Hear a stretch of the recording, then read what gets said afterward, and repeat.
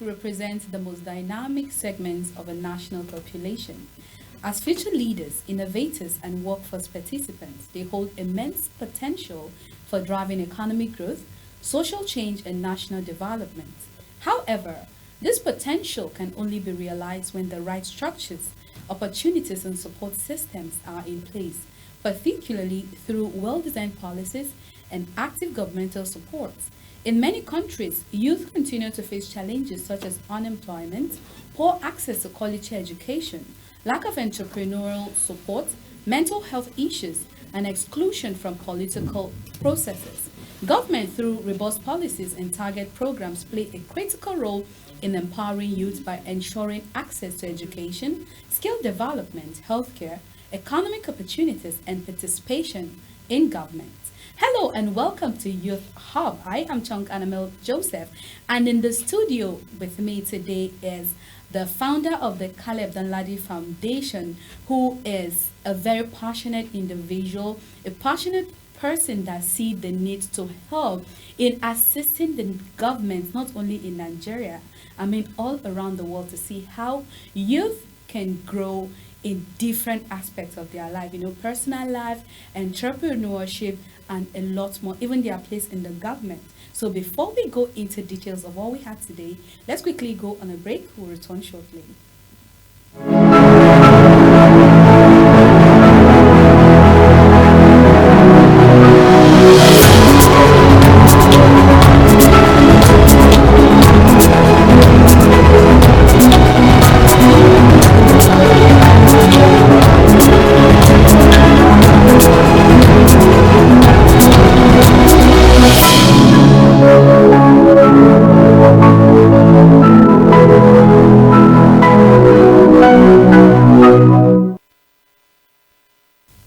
Welcome back from the short break, and if you're just catching up with us on Youth Hub today, we will be looking at policy and governmental support for youth empowerment. And in the studio is Caleb Danladi, who is the founder of the Caleb Danladi Foundation.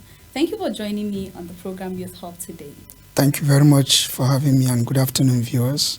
Good afternoon. Thank you so much. Okay, so we're going to be looking at, just as I mentioned, policy and governmental support for youth empowerment.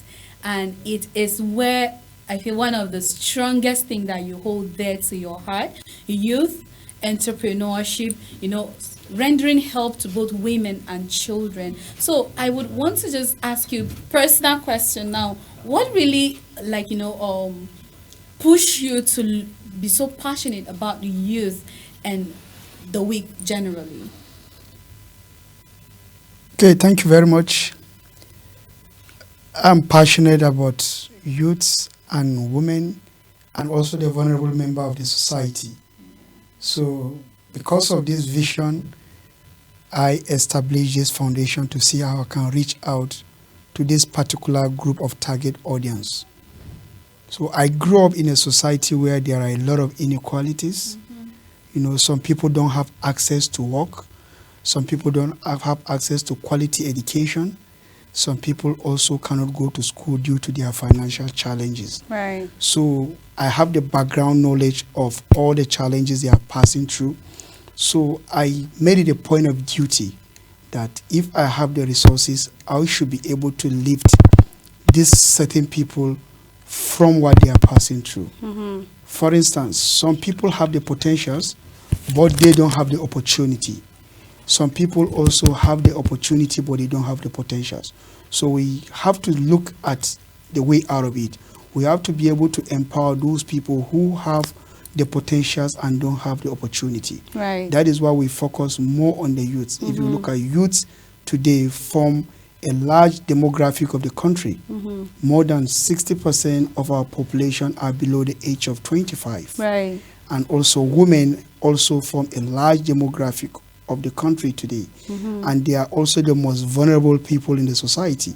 Take, for instance, the widows. Right. So when a woman lost her husband, she passed through a lot. Sometimes the relatives seize most of her property. So we tend to step in there to see how we can be able to support her, both legally, financially, and also to empower those women. So by empowering youths today, You are not just solving today's problem, but you are solving the future's problem. Right. Any society that does not empower their youths, they are running towards danger. Because of the large population we see, if you don't empower them, we have a lot of issues of unemployment. Right. So there will be economic and political instability, social instability. Right. So that is crucial. The second aspect is most of the youth drive the technological and innovation space today. So if we empower the youth, we are also empowering the country. We are going to benefit from the social and economic aspects. Right. For instance, if you look at fintech today, is being driven by youth. If you look at most of the agricultural technology today, is being driven by youth. Right. So it's crucial for us to empower youth in those aspects. Lately, in 2015, there was a drive to bring in youths, full population, into politics through Not Too Young to Run.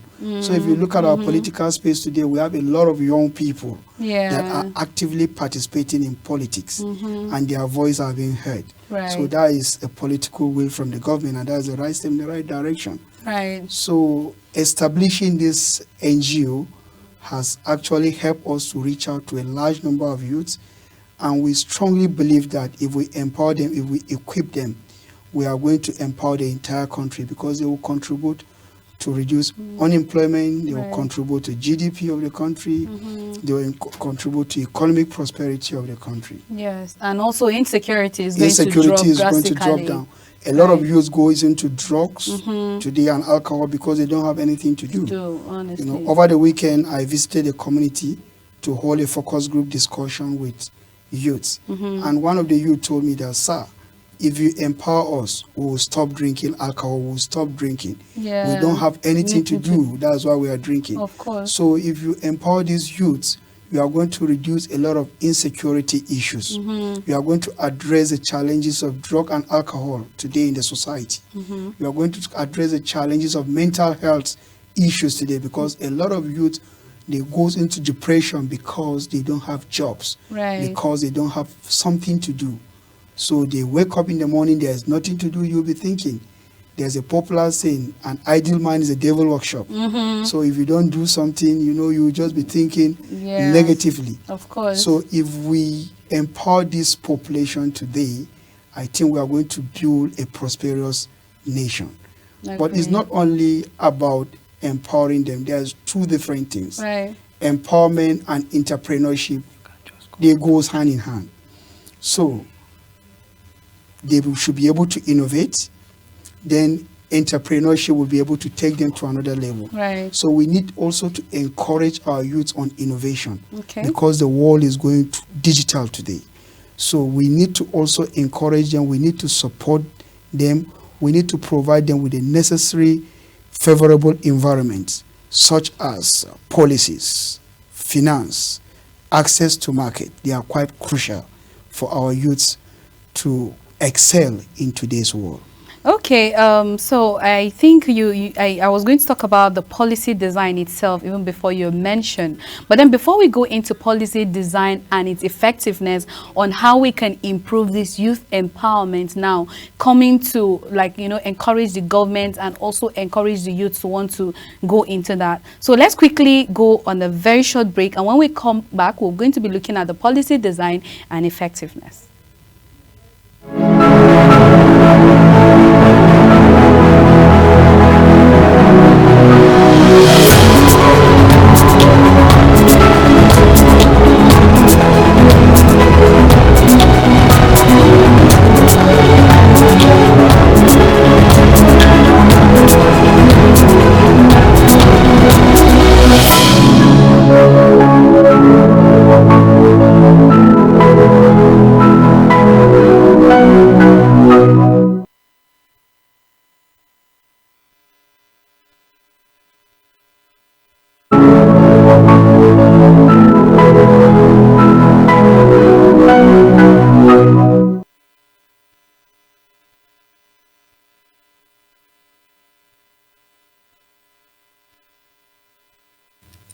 All right, you're welcome back from the break. And yes, we are still on policy and governmental support for youth empowerment. And this is Youth Hub. And yes, I am here with Mr. Caleb Danladi, who is the founder of the Caleb Danladi, Foundation. And, you were talking about policy.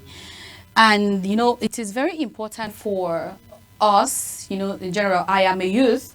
So anything that will bring growth or give me the access to participate in the, the growth, even if it's personal growth, even if it's a societal growth, anything at all that will make me be impactful to someone or the government or anybody at all, it should be something that will make me very, very proud. Now, when it comes to policy reform, as a professional, someone who has been there, someone who knows that, okay, we need to put this in place for things to get better. So what are those kind of policy that should be, made available for all of these youths to be able to be active and be effective when it comes to, improving the nation, improving the country, improving their society? You also made mention of how you were somewhere and, some youth had to tell you, if we are able to get this, if you give us something to hold on to, we know that we're not going to live such life. Now, that shows that these people have passion for something. They know that at this point,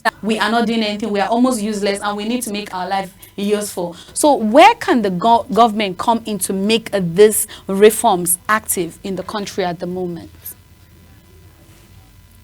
Okay, thank you very much for this important question. You're welcome. First of all, the government has done a lot. Yeah.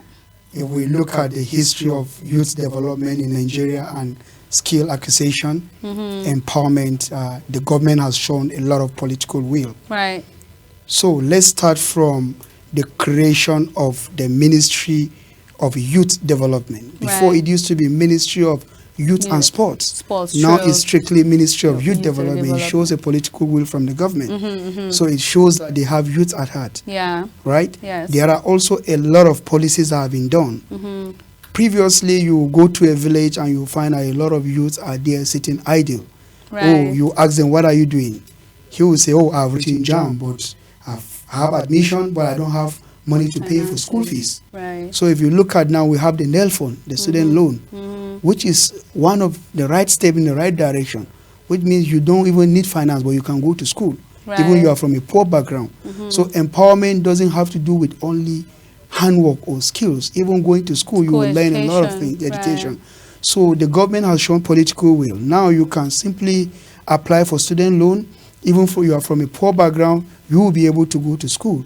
So that's the right step in the right direction. So let's look at some past policies that have been done and how effective are those policies. Exactly. Sorry to cut you short. I was going to, I wanted to ask more, because I think when it comes to this student loan, I have not seen or heard where, probably there is, but I think it's very rare, where people had access to those opportunities. Because imagine people who are not having the names, or they don't have someone in their corner that can make those things accessible to them. We say we are Nigerian, it's one Nigeria, the government has made these reforms or these opportunities for the youth. It's just for them to come in and participate or apply for it. But it's just easier said than done. They said it is available, but who are the people enjoying these things that the government has made available for all Nigerians, all the youths? I feel there is something that is not right somewhere, and well, you're here, maybe you have something to say more about that, but I think it is very important, because I have had cases, I've seen cases which sometimes I had to come in, I had to help, I had to also assist, where they would say, oh, I am in the university. In fact, recently, someone was really doing very well in school, like 2 people that I know of in Kefi. They were good, very intelligent, young, bright, young, guys. But then because they are not so buoyant, because the family doesn't have the money, they had to drop out of school. There is student loan opportunity. Why are the school not having the chance to say, okay, since we have this, this is a university, we have access to the government, we can also make this thing work for you. Okay, come write this and apply through the school, so you'll be able to get this. All these things are missing, and it is making a lot of young people, young children, both ladies and men, do things that the society doesn't encourage. So how can things like this be fixed? if the platform is there and they can't use it, then what is the use of the platform? Okay, I will speak on my opinion here. Okay, that's So, good. I will speak on my opinion. I have a lot of students that have been registered under Caleb Danladi Foundation that we sponsor them for JAM. And I can tell you categorically that the student loan is accessible to everyone. You don't need to know anyone to apply for those loans. Today, just yesterday, I asked someone, oh, is your daughter benefiting? He said, yes. His daughter is benefiting from student loan and they pay her stipends every month. So the loan is there, it's accessible to everyone. Right. It's just awareness, and there's awareness is there because I've been watching this. The Nelfon style has been going around universities to raise awareness. It's just some perception. Some people maybe they are not applying, in my opinion. Okay. But most of the students I know have applied for the student loan and it's been approved. They are not only benefiting from student loan, but they are also benefiting from the monthly stipends given to them. Okay. So I believe that the loan is accessible to everyone, irrespective of your age, gender, religious, whether you know somebody or not. Okay. You know, the student loan is accessible. The reason I know that because I have a lot of students that I sponsor for JAM, and most of those students today are accessing these loans. There are a lot of students that are in 200 levels before that I do pay their school fees. And today they come to tell me, oh, I've accessed student loan. You can now use the money you pay for school fees to do other projects. Okay. So the loan is accessible. Student loan is accessible. That one I can say, you can see the impact. The impact is there. Right. You know, most of my students are beneficiaries of student loan because they pay them stipend at the end of every month. So I believe those who have not accessed student loan, they should be able to access it now. They should go and apply for it. It's for everybody. It's not for privileged Nigerians, it's for people in rural areas and people in urban areas as well. Okay. So student loan is accessible to everyone. That's my own opinion, and from my students, I've received testimony and they are happy about it. Okay. You know, they receive monthly stipend every month, so that means you don't have to disturb your parents. About And one of them, a typical example, he told me that he will gather his monthly stipend at the end of the year. He will buy a sewing machine Right. and start something in Find school, himself, so that when he's in school, and another person told me he's going to go into barbing. So the student loan is there and it's working. If there's one policy I believe is working, is the Nelfon policy. Right. I strongly believe it's working because a lot of beneficiaries, I've seen them, they don't have anybody. They're even in rural areas. So it's accessible to every Nigerian. Okay, so I'm very happy for the awareness, because you know you made mention that even if they are not aware, probably the awareness is not there. And for you to have a testimony, and you know, it's like you're having a first-hand testimony and you can see it, there are results, you're not just saying it, then I think what needs to be done is people need to understand more. There should be more awareness, maybe in the universities, in school, just to every person, because it's not everyone that might just want to just go, maybe have access to maybe the NGOs and they want to come and apply and say, okay, I am down, or I am weak, I need help, I need assistance. Some young people can be in school and it might get, you know, kind of difficult for the parents. Some semesters, you know, we've all been to school. Sometimes it gets so serious that I'll be like, okay, should I just pack my things and come home because I don't have food and all of that. So it gets to that point where even the parents are struggling and they'll be like, okay, just wait. And the student is struggling. So I think in this situation, more awareness need to be created, maybe in the schools. Yeah, they are trying, but I feel more can be done to make all these young people, when you check people that are in school now, they are younger than those maybe 5 years ago, from people 10 years ago, from people who were in the university. When you check it, people in the universities now from 16 years, and you know, they are quite very, very young. So I think awareness need to be done. And from your own side, you know, you are a powerful hand in this youth empowerment and entrepreneurship. So I think if you can also come up with policies or some things to just create more awareness to these young people, so that they'll be able to know that, okay, you see, this policy, this opportunity is not just for us. It's not for the rich. It's not for people who have contacts.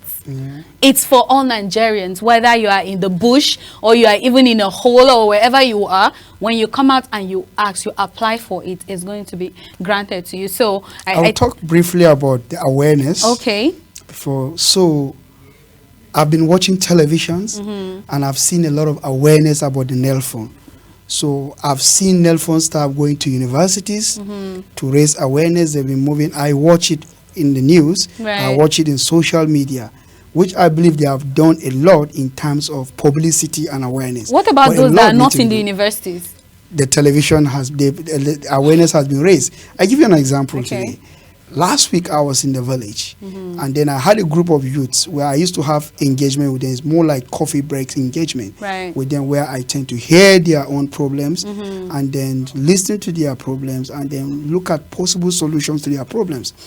And I discuss about Nelfon with them, and they are aware. So everywhere, if I see any group of youths today, I'll say, oh, are you aware that Nelfon is there? They say, yes, they heard about student loan. It's just some of them, yes, the publicity is there, more need to be done, definitely. But in terms of Nelfon, I will give them a credit. They have done a lot in terms of publicity. They have done in terms of awareness. And also, if you look at in universities today, they are sharing even link for application. You just need your phone to apply it, and it's going to be approved. You don't need to know anybody in the government. You don't need a godfather. You don't need anybody. You don't need correction. You know, so we as NGO will continue to raise awareness. You know, we'll continue to visit schools as well if we have programs to also raise awareness about Nelfon. The government alone cannot do it. You know, it's a collective decision. You know, it's a collective effort of both the private, the public sectors. We have to come together, you know, to ensure that youths achieve a lot in life. Well, that's actually a good one, and we hope that it gets better. Yes, it is. They're trying. Nelfon is trying. NGOs are also trying, because I will applaud a lot of NGOs, because it is not easy for you to go to places. You know, sometimes it's not easy. Go to even places that you're risking, you know, your life. You know about the security issues, but then you just want to go because you want to shape an impact in the life of lots of young people. So honestly, I even want to appreciate you for making all of those efforts for us, because I'm a youth and I support anything that makes us grow, because it's actually a very good one. So I will still say well done. Thank you very much. Yeah, so now let's look at, you know, when it comes to meaningful involvement in the policy that affects the future of the youths. Now, there's this not too young to run. I said it right? Because I remember when I said, I was so excited. I'm like, okay, we have a place now, you know, we have a say. And I see lots of youth getting so involved in politics. Then it made me so happy. I'm like, okay, we are getting there. You know, gradually we're getting there. It's not easy, but we are taking our place in the country, because without the youth, there's no country. The youth are what made the country work. If we decide to say we all want to be wayward, then the country is gone. You know, so what are those? How can they be involved in meaningful, you know, policies outside politics? Because I know that we'll say, okay, but they are involved in politics. Now we have a lot of young people who are into entrepreneurship.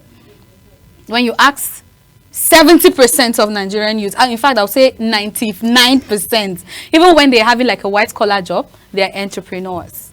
So when it comes to this entrepreneurship, some have like a collective kind of entrepreneurship, while others have, you know, an independent, you know, trying to do their little buying and selling just to make their life meaningful to themselves. Now, how can they now be involved more into, you know, shaping some of these policies that can affect their future in a positive way, though? Okay, thank you very much. First of all, let's look at the past policies that were adopted by federal government and the impact. We look at the UWIN. You look at the National Youth Policy. You look at the NYC seed programs. You know, recently there have been awareness about the 3 MTT, 3 million technical talents.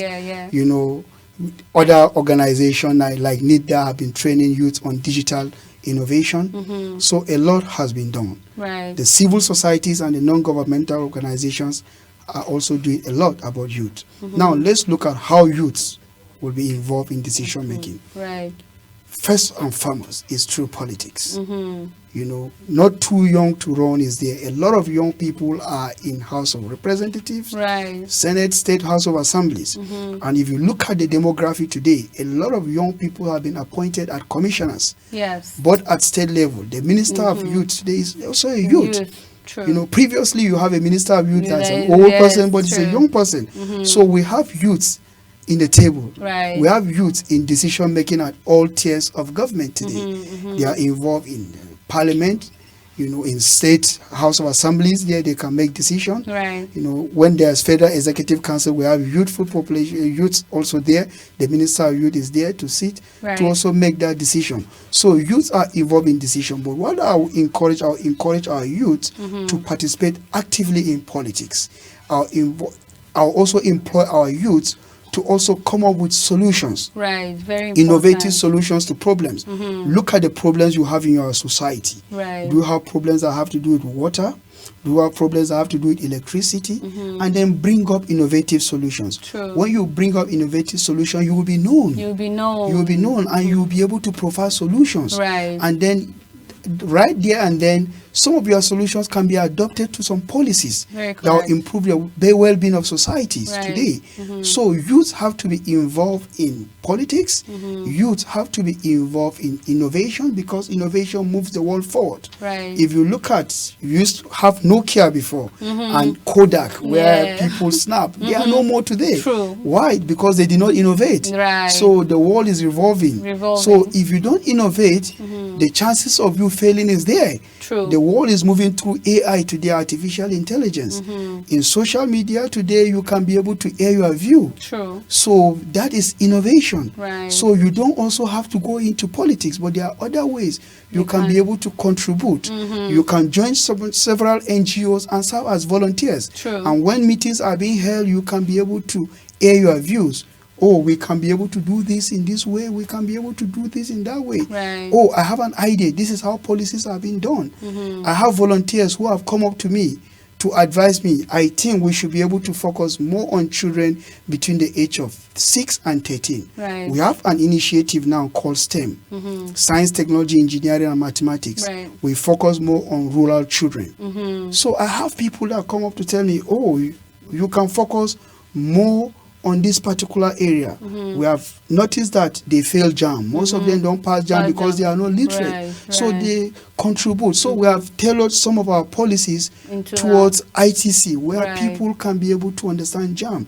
So get involved in politics, innovative solutions. You should be able to contribute to the Right. national development. Right. So when you tend to look down your country, you are not contributing, but you should be contributing positively. And the most important thing is awareness and education. True. You must be aware of what is happening. The world is moving Oh, faster. right. So you have Very to move at the same pace With with, the- technology. yeah, Yes, how very it's moving. correct, very So correct. it's very, very crucial for our youth to get involved. If you go to the judiciary system of government today, we still have young lawyers. We have young judges. So it's very, very important. Right, right. Really, really, really, really. This makes so much sense. You know, when you made mention that, you know, when you have the opportunity to participate, you have to be impactful. Exactly. When you are in a place and then you're just in because of the power, that is where there's problem. You know, when you are given an opportunity, because really I've seen a lot of young people. In fact, I have friends who are commissioners today, you know, and I felt so proud. I'm like, oh, so I'm going to get to a place where I can call my friend. I'm like, honorable, oh, commissioner of this. And then, you know, that means they see that there is something in you for you to be able to have that spot. And if you must make an impact based on what you said, is you have to show something. You have to give results. When there's result, you'll be known. But when there's no result, they will say, okay, we just gave you this to see how far you can come, and then nothing to write home about. So honestly, I think you've said so many important things, and it's left for the youth to listen and to understand, you know, the need to be impactful in the government and in the system. So in one word, what is the final word you have to tell all the Nigerian youths today? Okay. All the Nigerian youths have to get involved in politics. They have to innovate. They have to be good ambassadors wherever we go. Yeah. Because a good name is better than riches. True. You can do everything, but if you don't have a good name, it's there. Right. So we have to represent Nigeria anywhere we go. We have to be innovative. We have to provide solutions. We are not inventing now, it's more of innovation. Right. So we have to get involved in politics. We have to be serious wherever we are. If you are in an academic setting, know what you are doing. And you also have to know today that skills goes a long way. You might have certification today and you might have a job, but skills can earn you extra income. Right. So they should also get involved in entrepreneurship, no matter how it is. Right. Innovation, entrepreneurship, skill development. All right. It will help us a lot. All right, thank you so much, Caleb Danladi. Thank you for your time with me today on Youth Hub. I really appreciate all the amazing work you've shared with us today. And to all our viewers today, thank you so much for staying through and thank you for listening. Please, you have to make good use of everything you've heard today, because you don't get to hear this just anytime, but then this is a moment, this is a wake-up call to all of us, the Nigerian youth, including myself. You have to do something for yourself and for you to be seen and to be, you know, to be seen as someone that has something to offer in your society, in your home, starting from your home, in your community, in the society, and in Nigeria at large. So thank you for staying with me. I am still your host, Chung Anamel Joseph. Enjoy the rest of your day and see you next week, Friday. Bye.